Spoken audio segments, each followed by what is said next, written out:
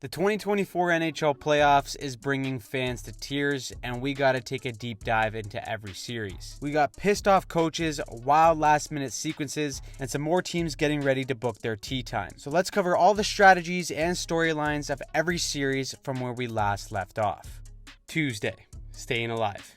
Heading into Game 5 between the Bruins and the Panthers, Bruins fans were at their wits' end with officiating. Sam Bennett has been the man who's gotten away with murder in this series, and he continues to be the most hated man in Boston after he scored a controversial game-winning goal in Game 4 that could have easily been goalie interference. The Bruins would have to fight for their playoff lives without their captain, and they'd have to do it on the road.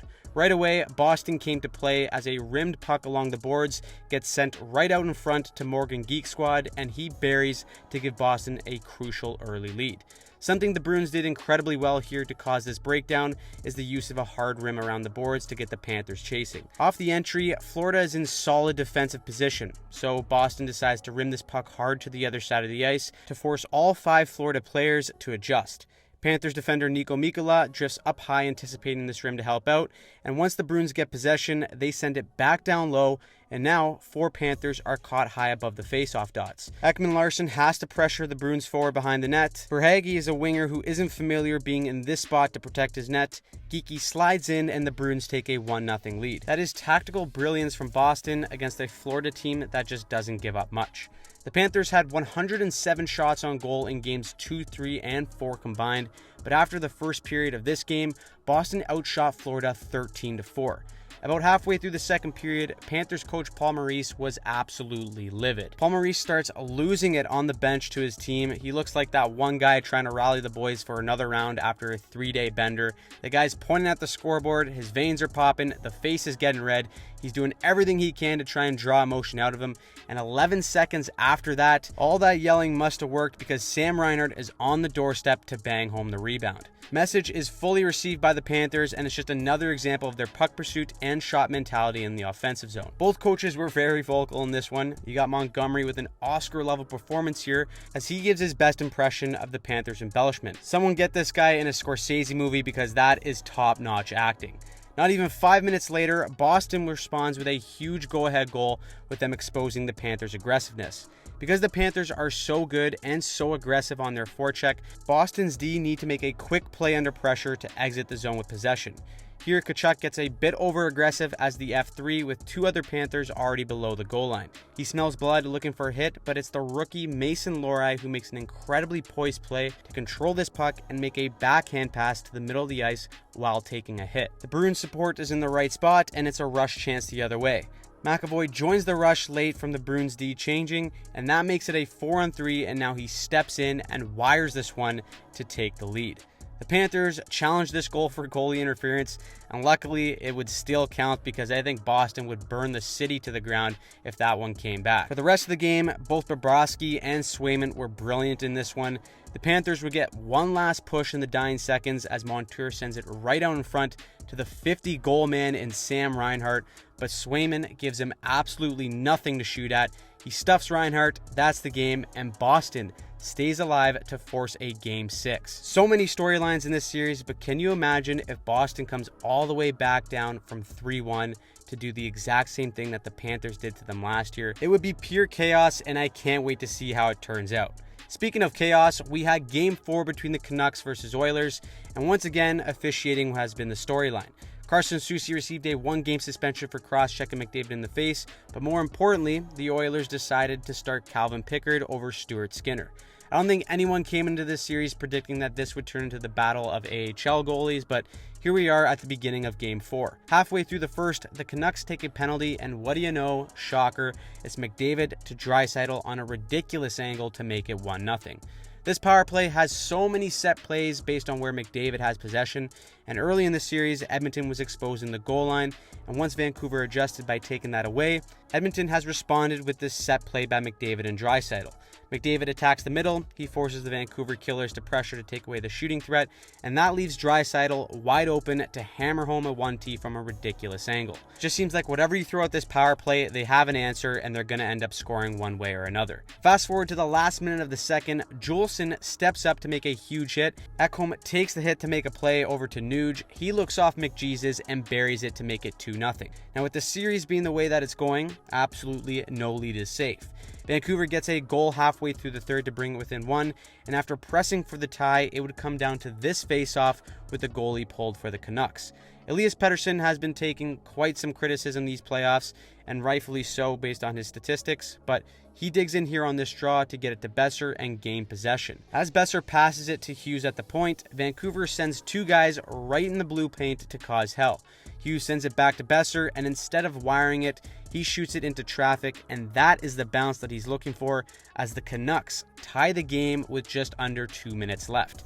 The fans in Vancouver are losing it. The fans in Edmonton are deflated, but with 44 seconds left, it looks like this is going into overtime. That is until Vancouver gives Leon Draisaitl all day behind the net. He sends a perfect centering feed over to Bouchard, and the Oilers shock the Canucks in the final minute to win Game 4. I've talked about it in my breakdowns this week, but the Oilers' top guys have exposed the passivity of the Canucks all series long, and right here it hurt them at a crucial point. This series is all tied at 2s, and I think I speak for everyone when I say we need 7 games of this chaos.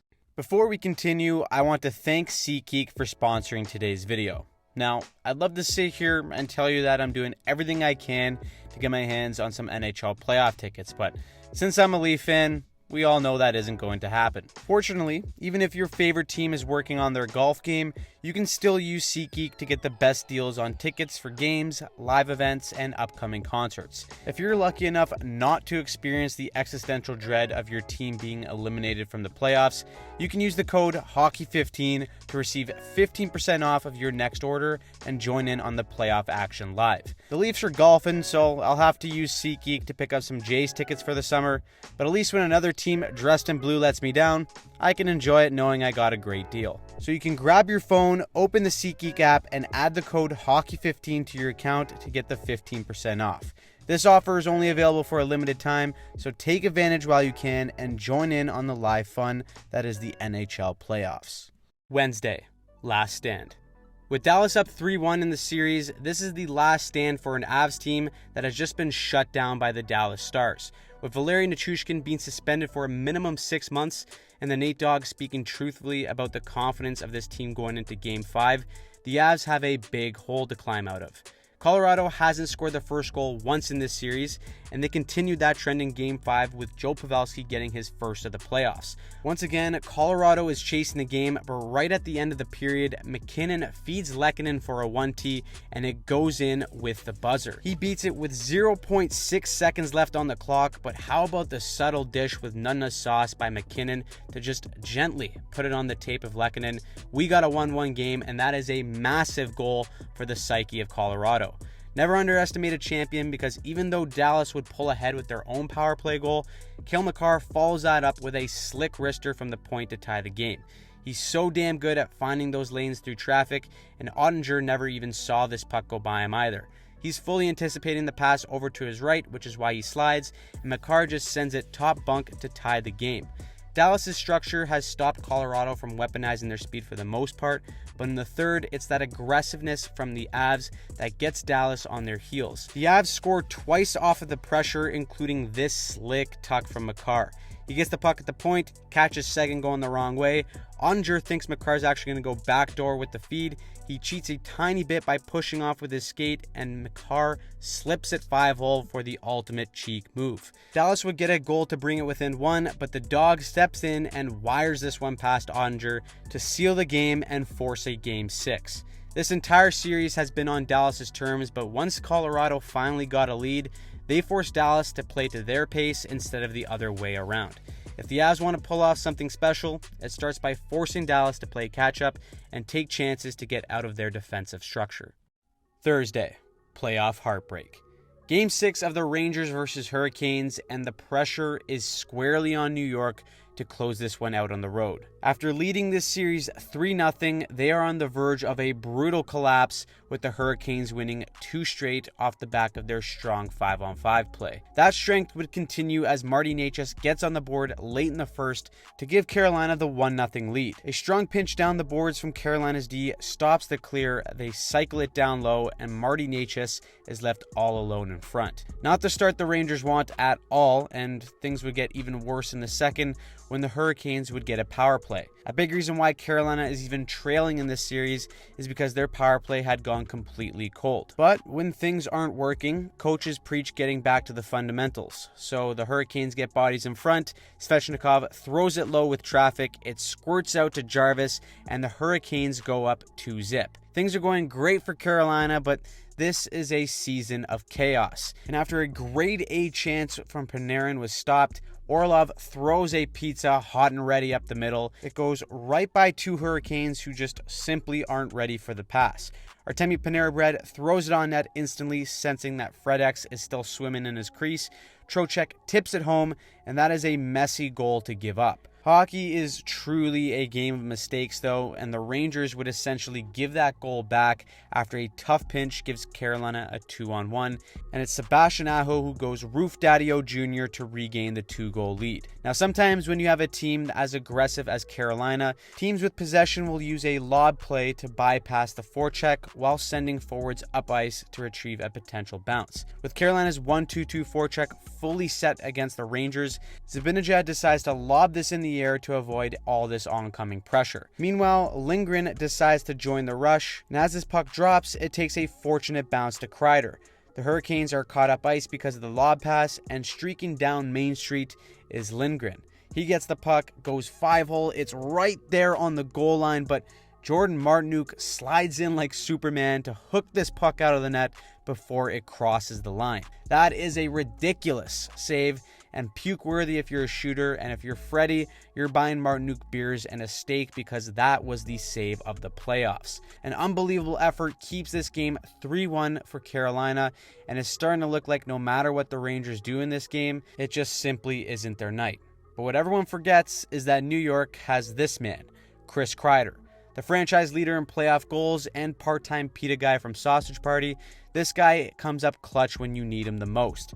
With 13 minutes left in the third, Zibanejad throws it on net, it gets stuck between Freddie's skate and the post, and Kreider just gets right in there to jam it home and cut the lead to 1. Absolute stinker of a goal that you just can't land in if you're Anderson, and now you can just feel the energy shift in the game. The Hurricanes take a penalty, and the Rangers once again use the Hurricanes' aggressiveness against them. Every Ranger snaps it around quickly as each Hurricane flexes out to pressure, and that eventually opens up a hole for Panarin, and Kreider tips home his second of the period to tie the game. The Panera Bread and PETA connection is real, and the Hurricanes have officially blown a 2-goal lead. Now, with the Hurricanes playing a man-on-man defensive system everywhere in their zone, one misread can cause a big breakdown. When done right, it is extremely effective at shutting down the other team, but the way to beat it is to use motion with all 5 guys in the zone.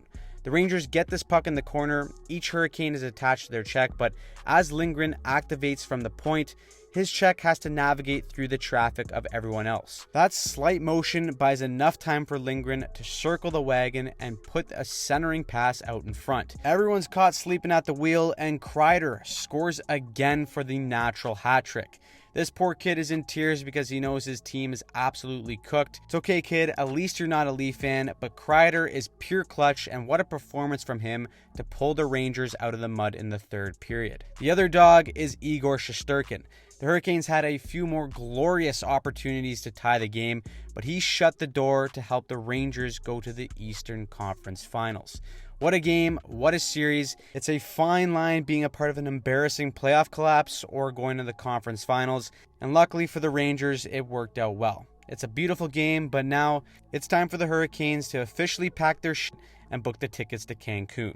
Now, to keep the boys going, we had Game 5 of Canucks versus Oilers, and the big storyline coming into this one was Coach Rick Tocchet calling out a few guys after Game 4, saying that the Canucks simply can't have any passengers. The big dogs for both teams needed to show up in this one, but early in the first, it's Evander Kane who sets the tone off a feed from Draisaitl from below the goal line. Draisaitl now has 21 points in 10 games to lead the NHL playoffs, and he remains the best stationary hockey player in the world with his ability to make a play while not moving his feet. The Canucks respond with Carson Soucy wiring one upstairs to tie the game. My guy is cross-checking McDavid in the face, putting pucks in the net. What more can you want?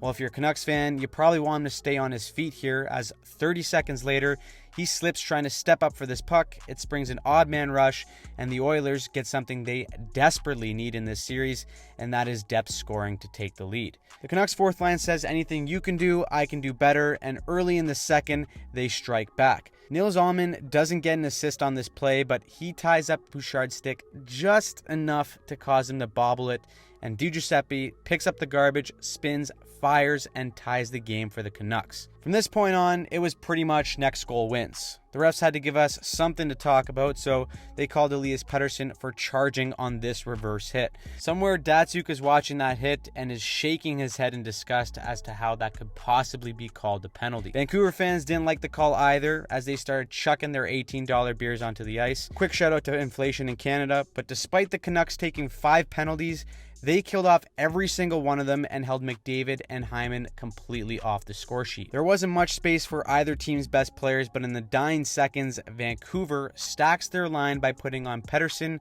Miller, and Lindholm. As this puck heads back to Vancouver's D, they pull out a similar lob play that we saw in the Rangers game with pressure coming towards him. The puck drops into the zone, it takes a good bounce to Lindholm, and Pettersson drives straight to the net. The puck bounces off his foot, hits the post, and right there is JT Miller to break the hearts of Oilers fans. The Canucks hit the Oilers with the Uno reverse card by winning this one in the last 30 seconds, and they take a 3-2 series lead. The big dogs for the Oilers have a quiet night, and now they need to find a way to carry this team to 2 straight victories. So, what did you think of the last few days of the NHL playoffs? Drop your conference final matchup predictions in the comments down below, and make sure you subscribe to the channel because we're covering every single game of these NHL playoffs.